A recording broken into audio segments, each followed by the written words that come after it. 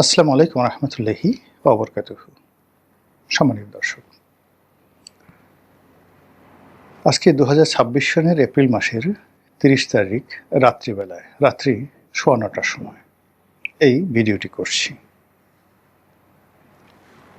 যতটুকু আজকের দিনের খবর সেটি হলো, আজকে মার্কিন যুক্তরাষ্ট্রের সঙ্গে যে বিমান কেনার যে চুক্তি, এই চুক্তিটি স্বাক্ষরিত হবে, যেটি মার্কিন যুক্তরাষ্ট্রের সঙ্গে আমাদের যে ইউনূস জমানাতে নির্বাচনের 3 দিন আগে একটি তৎকালীন গোপন চুক্তি হয়েছিল। সেই চুক্তির শর্ত অনুযায়ী আমাদেরকে অনেকগুলো কাজ করতে হবে।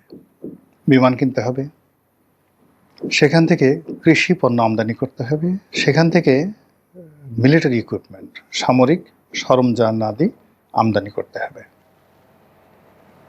তাদের কথা মতো আমাদেরকে অনেক কিছু করতে হবে, তাদের হুকুমের বাইরে আমাদের যাওয়া যাবে না। সেই শর্তেরই যে এক্সটেনশন, যে ভার্সনগুলো আগামীতে কি হবে না হবে সেটা পরের ব্যাপার, কিন্তু এই প্রথম আমেরিকার যে চুক্তি, সেই চুক্তির একটা বিরাট অংশ, যার মাধ্যমে প্রায় 40,000 কোটি টাকা, আপাতত যেটার মূল্য 36 বা 37,000 কোটি টাকা, যেটা আগামীতে 40,000 কোটি টাকা হয়ে যাবে, এই চুক্তিটি স্বাক্ষর হলো। পত্রপত্রিকা, এখন যেহেতু আমি ভিডিওটি করছি, সেটা স্বাক্ষর হলো বা দলিল বা কাগজপত্র এখন আমার হাতে আসেনি, ধরে নিলাম যে স্বাক্ষর হয়েছে। বাংলাদেশের পত্রপত্রিকাগুলো এখানে তেমন কোনো গুরুত্বপূর্ণ ভূমিকা পালন করেনি, তারা শুধুমাত্র এই খবরটা দিয়েছে যে আজকে এই চুক্তি স্বাক্ষর হবে। কিন্তু এই চুক্তির মন্দ দিক কী, খারাপ দিক কী, এবং চুক্তির ব্যাপারে জনমত গঠন করা, সরকারকে সাজেশন দেওয়া, সরকারের বিরোধিতা করা, এই কাজগুলো আমাদের দেশের গণমাধ্যম করেনি।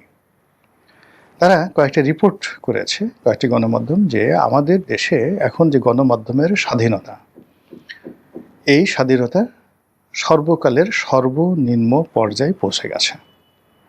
এই কথা বলে তারা কুল্লু খালাস, আর কোনো রিপোর্ট করেনি।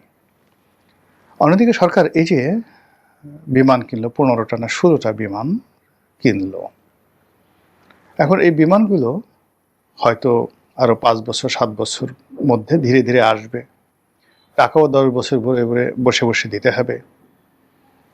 আর এই বিমানগুলো আসার পর আমরা যে রুট তৈরি করব, চালু করব, সেই সক্ষমতা আমাদের এখনও গড়ে ওঠেনি। আগের বিমানগুলি বসে আছে। অভ্যন্তরীণ রুটে আমরা এখন বিমানের যে সকল এয়ারক্রাফট রয়েছে সেগুলোকে লাভজনক করতে পারিনি, এবং আমাদের এভিয়েশন ব্যবসাটা এখন পর্যন্ত দাঁড়াতে পারেনি। প্রথম শুরু করেছিল জিএমজি এয়ারলাইন্স, শেষ। এই জিএমজি এয়ারলাইন্সকে কিনে নিল বেক্সিমকো, এবং এটাকে ব্যবহার করে কয়েক হাজার কোটি টাকা ব্যাংক থেকে বের করে ব্যাংকেও ডুবালো, জিএমজিকে ডুবালো। এরপরে আসলো নভো এয়ার, কয়েকদিন খুব ভালো ব্যবসা বাণিজ্য করলো। এখন নভো এয়ার কোন পর্যায়ে আসে জানি না, মধ্যে দেউলিয়া হয়ে গিয়েছিল। এরপরে আসলো রিজেন্ট এয়ার। প্রথমে রিজেন্ট এয়ার অনেক আগে চালু হয়েছিল, তার একবার দেউলিয়া হলো, আবার নতুন করে শুরু করলো। তারপরে এখন সেই পুরনো সেই এয়ারক্রাফটগুলো দিয়ে কোনো মতে টানাটানি করে চলছে। এরপরে এলো US Bangla.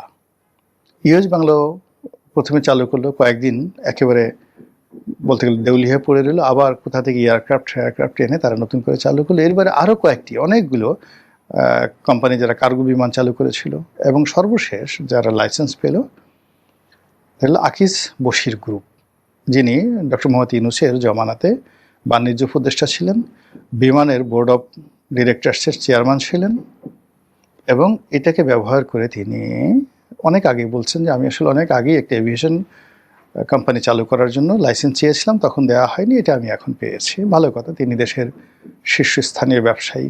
Akij group, Bashir group নতুন শুরু করেছেন, তাদের ব্যবসা বাণিজ্যের সফলতার রেকর্ড আছে। ফলে এভিয়েশন ব্যবসা যদি তারা এসে ভালো করতে পারে, ভালো কথা। কিন্তু বিমানের জন্য, মানে বিমান বাংলাদেশ এয়ারলাইন্স, আমাদের ন্যাশনাল যে ফ্ল্যাগ ক্যারিয়ার, তাদের যে সার্ভিস, ব্যবসা করা, বিমান বন্দর পরিচালনা করা, মানে কোনোটাতেই এরকম ভালো কোনো রেকর্ড নেই। আমাদের যে এয়ারপোর্ট, সেখানে যেভাবে লাগেজ চুরি হয়, এয়ারপোর্টে এসে যেভাবে মানুষ সর্বশান্ত হয় এই বিমানের কর্মকর্তা কর্মচারীদের খপ্পরে পড়ে, এই বিমানের কর্মকর্তারা কমার্শিয়ালি এটাকে নন ভায়াবল করার জন্য যেভাবে টিকিট কালোবাজারি করে, এরপরে পুরো বিমান খালি রেখে দেখায় যে একটাও টিকিট নাই, সব বিক্রি হয়ে গেছে। এই যে অনিয়ম, মানে একটা ম্যানেজমেন্টে আমরা এখন পর্যন্ত গড়তে পারিনি স্বাধীনতার পর থেকে আজ অবধি। এদের বিরুদ্ধে চোরাচালানের অভিযোগ আছে, এদের বিরুদ্ধে স্বর্ণ চোরাচালানের অভিযোগ আছে, এদের মধ্যে বিভিন্ন গোয়েন্দা সংস্থার এজেন্ট হওয়ার অভিযোগ আছে, এদের মধ্যে কাজে ফাঁকি দেওয়ার অভিযোগ আছে, হাজারো অভিযোগ। সেই অভিযোগের মধ্যে আবার এখন নতুন করে আরও 16টা বিমান ঢুকে দেওয়া হলো। এটি আমাদের অর্থনীতিকে কতটা ক্ষতি করবে, সরকারের কাজকে কতটা প্রশ্নবিদ্ধ করবে, সরকারের মেরুদণ্ড কতটা ভাঙবে, এইগুলো নিয়ে আমি কোনো আলোচনা করব না। আমি আমার অভিজ্ঞতা থেকে একটা কথা বলি, সেটা হলো এগুলিকে বলা হয় পুশিং সেল। আমেরিকা এই কাজগুলো, অর্থাৎ ধরুন এই বাংলাদেশের এই টোটাল এলাকাতে একচেটিয়াভাবে বোয়িং, মানে বাংলাদেশের যে বিমানবহর, এখানে DC-10 ছিল একসময়, এয়ারবাস এখনও আছে বোধ হয়, আবার অন্য দু একটা কোম্পানির আমরা লিজ নিয়ে এসেছিলাম, ইটালির কয়েকটা কোম্পানির এখন ছোটো ছোটো এয়ারক্রাফট ছিল। কিন্তু এই মুহূর্তে প্রায় সব এয়ারক্রাফটগুলো হলো বোয়িং কোম্পানির। তো বোয়িং কোম্পানির এই প্লেনগুলো আমাদের এই বাংলাদেশে যে এলাকাতে উঠতেছে, যা কিছু আসে, total radar system, navigation system আমেরিকার। ফলে এই রাডার সিস্টেম দিয়ে, নেভিগেশন সিস্টেম দিয়ে তারা বাংলাদেশ, ভারত, পাকিস্তানের টোটাল রুটের নিখুঁত মানচিত্র, এই যে তাদের যে বোয়িংয়ের হেড অফিস, সেখানে বসে তারা দেখতে পারে, এবং তাদের সঙ্গে পেন্টাগনের যে রিলেশনশিপ আছে, ফলে বাংলাদেশের যে কোনো চিত্র, যে কোনো ঘটনা তারা এই বোয়িংয়ের মাধ্যমে রাখতে পারে।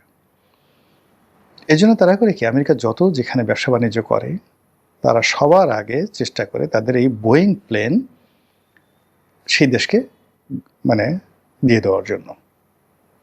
এবং এই কাজ করে তারা সোভিয়েত রাশিয়াকে ধ্বংস করে দিয়েছে। আপনি জানেন যে বোয়িংয়ের সবচেয়ে বড় ক্রেতা ছিল সোভিয়েত ইউনিয়ন। সেই সোভিয়েত ইউনিয়নকে শেষ করার জন্য তারা এই বোয়িংয়ের প্রযুক্তিকে ব্যবহার করেছে। সেই প্রযুক্তিকে ব্যবহার করে আবার এখন এই পুতিনের সাথে তাদের সম্পর্ক খারাপ, পুরো বোয়িংটাকে তারা বসিয়ে দিয়েছে। আপনি চিন্তা করেন যে আমাদের যে এখানে কেউ যদি মার্সিডিস S ক্লাসের কেউ কোনো গাড়ি ব্যবহার করেন, BMW 7 সিরিজের কোনো গাড়ি ব্যবহার করেন, বা অডির A8 L প্যাকেজের কোনো গাড়ি ব্যবহার করেন, রোলস রয়েসের কোনো গাড়ি ব্যবহার করেন, মানে ওদের প্রযুক্তি দিয়ে জার্মানি থেকে বা ইংল্যান্ড থেকে, লন্ডন থেকে ওই গাড়িগুলো ঢাকার রাস্তায় তারা বন্ধ করে দিতে পারে। এবং আপনি এই প্রযুক্তি দিয়ে ওই গাড়িটি কী হলো, ওদের সাথে যোগাযোগ করে আপনি রাস্তার মধ্যে এটা মেরামত করে ফেলতে পারেন 90% ক্ষেত্রে, যদি একেবারে যন্ত্রটা নষ্ট না হয়ে যায়। এই হলো সফটওয়্যারটা। সেক্ষেত্রে বোয়িং কি পারে, আপনি এই সোজা একটা জিনিস, যদি একটা গাড়ির ক্ষেত্রে এটা হয়, তারা স্যাটেলাইট দিয়ে প্রত্যেকটা গাড়ির সফটওয়্যার আপডেট করে দিচ্ছে, জাস্ট মোবাইলের মতো। ঠিক সেইভাবে বোয়িং কোম্পানি তার ওই যে প্লেনের সাথে তার একটা রাডার আছে, প্লেনের সাথে তার একটা ঘটনা আছে, এই কাজ দিয়ে তারা এই পুরো বাংলাদেশটাকে নখদর্পণে নিয়ে নিতে পারে। এবং এই কাজটি করার জন্য তারা সবার আগে চেষ্টা করে, এবং সেই চেষ্টায় তারা সফল হয়েছে। This is one. Second thing হলো যে 11-11 সময় এরকমভাবে তারা জোর করে বাংলাদেশের একটা অভ্যুত্থান ঘটিয়েছিল, সামরিক অভ্যুত্থান আমেরিকা ঘটিয়েছিল ভারতের মাধ্যমে। এই বিএনপি সরকারকে তারা ক্ষমতাচ্যুত করেছিল, এবং মঈনুদ্দিন ফখরুদ্দিনকে তারা ক্ষমতা এনেছিল। এবং যেই মুহূর্তে এই বোয়িংয়ের চুক্তিটা হয়ে গেল, চুক্তি শেষ, এবং এই চুক্তি করার জন্য তারা আলাদা একজন উপদেষ্টা নিয়োগ দিয়েছিল 3টি মন্ত্রণালয়ের। এবং সৌভাগ্যক্রমে সেই ভদ্রলোক আমার সিনিয়র, কিন্তু আমরা খুব ঘনিষ্ঠ বন্ধু ছিল আমার, সিঙ্গার বাংলাদেশের চেয়ারম্যান এবং ম্যানেজিং ডিরেক্টর মরহুম মাহবুব জামিল। অসাধারণ একজন ভালো মানুষ, কিন্তু আমেরিকান লবির মানুষ। শুধুমাত্র এই চুক্তিটি করার জন্য তাকে বিশেষ ক্ষমতা দিয়ে, এবং তিনি উপদেষ্টা ছিলেন না, বিশেষ সহকারী ছিলেন, কিন্তু বাণিজ্য মন্ত্রণালয়, শিল্প মন্ত্রণালয় এবং বিমান, এই যে পর্যটন মন্ত্রণালয়, এই মন্ত্রণালয়গুলো তার আন্ডারে ছিল। 3 থেকে 4টি মিনিস্ট্রিতে অত্যন্ত এফেক্টিভ মানুষ ছিলেন, এবং তাকে রিক্রুট করা হয়েছে কেবলমাত্র এই চুক্তিটা স্বাক্ষরের জন্য। এবং তিনি সেই চুক্তি স্বাক্ষর করলেন, ডিল হলো, সব কিছু হয়ে গেল। মঈনুদ্দিন ফখরুদ্দিন সরকার তাদেরকে গুড বাই, আসসালামু আলাইকুম। মাহবুব জামিলের আর কোনো খোঁজখবর নেই। এমনকি সিঙ্গারেও পরবর্তীতে সে থাকতে পারেননি। এই হলো আমেরিকার ইতিহাস। তো এই কারণে যে 30শে এপ্রিল তারিখে যে চুক্তিটি হলো, এটি একটা নজিরবিহীন ঘটনা ঘটাবে আগামী দিনে খুব দ্রুত। এই কারণ হলো যে এই ঘটনার সাথে যারা যারা জড়িত, যারা এই চুক্তি স্বাক্ষর করেছে, আমেরিকার পক্ষে লবিং করেছে, এই চুক্তি স্বাক্ষর করার পর আমেরিকার এই যে প্লেয়ার যে সেটগুলো আছে, এই সেটগুলো তাদের আর দরকার হবে না। এবং এই সেটগুলো যাতে আগামীতে আর এস্টাবলিশ হতে না পারে, এই বাংলাদেশে থাকতে না পারে, কোনো অবস্থায় তারা যেন রাজনীতি অর্থনীতিতে মানে বাংলাদেশের মুখ দেখাতে না পারে, সেই কাজ আমেরিকা করে দিয়েছে এবং করে দেবে। যেমন ধরুন 11 সময় যারা ছিলেন এই কাজগুলো করেছেন আমেরিকার পক্ষে, কোনো সাক্ষী দেওয়ার মতো কোর্ট কাছারিতে একটা সিঙ্গেল লোক খুঁজে পাবেন, এরা সব পালিয়ে গেছে। ইভেন আমেরিকাতে যারা যারা আশ্রয় নিয়েছে তারাও বাংলাদেশে কোনোদিন আর আসতে পারবে না। সিভিল লিনো সরকারের যে সমস্ত লোকজন আমেরিকার পক্ষে কাজ করছে, দেখেন তারা সবাই মানে এখন সমাজ থেকে আউট, রাষ্ট্র থেকে আউট। পাবলিক তাদেরকে খুঁজছে, যেখানে পাবে সেখানে তারা অপদস্থ হয়ে যাবে। ভয়ঙ্কর একটা অবস্থা। একইভাবে বিএনপি সরকার এটা যদি বুঝে করে থাকে, না বুঝে করে থাকে, সেটা তাদের ব্যাপার। কিন্তু আমেরিকার যে পলিসি, সেই পলিসি তাদের ক্ষেত্রে যদি প্রয়োগ হয় মঈনুদ্দিন ফখরুদ্দিনের মতো, বুঝতে পারছেন কী জিনিস হতে যাচ্ছে, কী ঘটনা ঘটতে যাচ্ছে। এর বাইরে আর এখানে আগালাম না। এবার আমি অন্য একটা প্রসঙ্গে চলে যাই। এপ্রিল মাসটি আমাদের দেশে খুবই দুর্যোগপূর্ণ মাস। গত 100 বছরে কেবলমাত্র ঘূর্ণিঝড়, জলোচ্ছ্বাস, কালবৈশাখীর ঝড় এবং বিভিন্ন রাজনৈতিক যে দুর্ঘটনা, এই দুর্ঘটনায় এপ্রিল মাসে আমাদের যে ভাগ্য বিপর্যয় ঘটেছে, এই মাসের সঙ্গে অন্য অলক্ষণে কোনো মাসের তুলনা করা চলে না। ইতিহাসের যে ধারাপাত বা the fallacy of tragedy of history, আবার বলছি the fallacy of tragedy of human history, এটার যে বাংলাদেশ পার্ট আছে, এই বাংলাদেশ পার্টে 30শে ডিসেম্বর 2026 এটা দেখবেন যে আগামীতে কত বড় কলঙ্ক হয়ে থাকে। এপ্রিলের পরে মে, মের পরে জুন, জুন থেকে একেবারে আগস্ট পর্যন্ত it's a very sensitive time. September থেকে আমরা একটু নিঃশ্বাস নিতে পারি। সেপ্টেম্বর, অক্টোবর, নভেম্বর, ডিসেম্বর, জানুয়ারি, ফেব্রুয়ারি, মার্চ, মোটামুটি এই সময়টা আমাদের জন্য ইতিহাসের ইতিবাচক সময়। কিন্তু এপ্রিল, মে, জুন, জুলাই, আগস্ট, এই 5টা মাস রাহু, শনির দশা, রাহু গ্রাস, মানে ঘুরতে ফিরতে থাকে। এই যে জ্যোতির্বিজ্ঞানে যেটাকে বলা হয়, যাকে বলা হয় দুটো জিনিস আছে, আকাশবিদ্যা, মহাকাশবিদ্যা, অ্যাস্ট্রোনমি অ্যান্ড অ্যাস্ট্রোলজি, আর আরেকটা হলো জ্যোতির্বিদ্যা। এই দুটো কিন্তু হাজার বা হাজার বছর ধরে রাজনীতিতে যারা জড়িত তারা অনুসরণ করে এবং অধ্যয়ন করে, নক্ষত্রের সঙ্গে তাল মিলে তারা সব কিছু করে। ইভেন আপনি চিন্তা করেন যে মিশরের যে পিরামিড, এই পিরামিড কিংবা সুয়েজ খাল কিংবা এই যে গ্র্যান্ড ক্যানাল, যেটা কৃত্রিমভাবে খনন করা হয়েছে, এই প্রত্যেকটা বিষয়ের সাথে গ্রহ নক্ষত্র জড়িত এবং অ্যাস্ট্রোনমি মেনে তারপরে এগুলো তৈরি করা হয়েছে। এই যে আমাদের যে জ্যামিতি, আমাদের যে ত্রিকোণমিতি, ইভেন আমাদের যে ম্যাথমেটিক্স, আমাদের যে ফিজিক্স, কেমিস্ট্রি, এগুলো সব কিছুর সাথেই রাজনীতি জড়িত, সময় জড়িত। ফলে এই যে সরকার ক্ষমতায় আসলো, আসার সঙ্গে সঙ্গে তাদের উচিত ছিল এই যে ব্যাড স্টার, খারাপ তারকার যে সময় এপ্রিল, মে, জুন, জুলাই, আগস্ট পর্যন্ত সতর্ক থাকা। যদি এই চুক্তিটাই সেপ্টেম্বর মাসে হতো, প্রকৃতি তাদেরকে সহযোগিতা করত এবং তারাও অনেকটা সাহস সঞ্চয় করতে পারতেন, ভালো মন্দ যাকে বলা হয় অনুমান করতে পারতেন। কিন্তু এই সময়টিতে একমাত্র দেখেন একটা ফুয়েলের ক্রাইসিস সৃষ্টি করে এর পেছনে যে আমেরিকার হাত নাই, ইউ ক্যান নট সে। সরকারকে যে পরিমাণ ভয় দেখিয়ে দেওয়া হয়েছে, সরকার মনে করছে যে যেভাবে পেট্রোল পাম্পের লাইন বাড়ছে, সেই পেট্রোল পাম্পের লাইন যদি বাড়তে থাকে আমরা ক্ষমতায় টিকতে পারবো না। ফলে যতদিন তারা ঘোষণা দিয়েছে, আজকে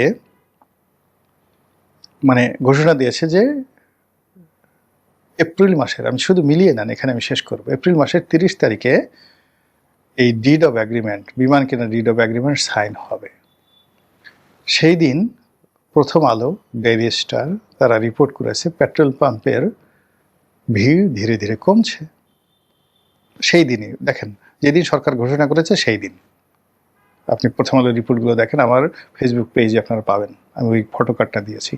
আজকে পেট্রোল পাম্পের ভিড় কমছে এবং আজকের দিনে সেটা কমতে কমতে আজকের দিনে যখন এই ডিড অফ অ্যাগ্রিমেন্ট সাইন হলো, আজকে পেট্রোল পাম্পে কোনো ভিড় নাই, বরং অন্য সময়টিতে যা হয় তার সাথে কম ভিড় এবং পেট্রোল পাম্পগুলো রীতিমতো হাহাকার করছে গাড়ির জন্য, আরও গাড়ি আসো আমরা তেল দেব। কিছু কি বুঝতে পারলেন কি হতে যাচ্ছে, কি ঘটতে যাচ্ছে? মহান আল্লাহ আমাদের সবাইকে হেদায়েত দান করুন এবং বর্তমান সরকার যারা আছেন তারা এই যে চুক্তি স্বাক্ষর করলেন, এর মাধ্যমে তারা যে খাল কেটে কুমির আনলেন বা আনলেন না, এটা আমি বলবো না, শুধু বলবো আল্লাহ আমাদেরকে কুমির থেকে রক্ষা করুন। আসসালামু আলাইকুম রহমতুল্লাহি ওয়া বারাকাতুহু।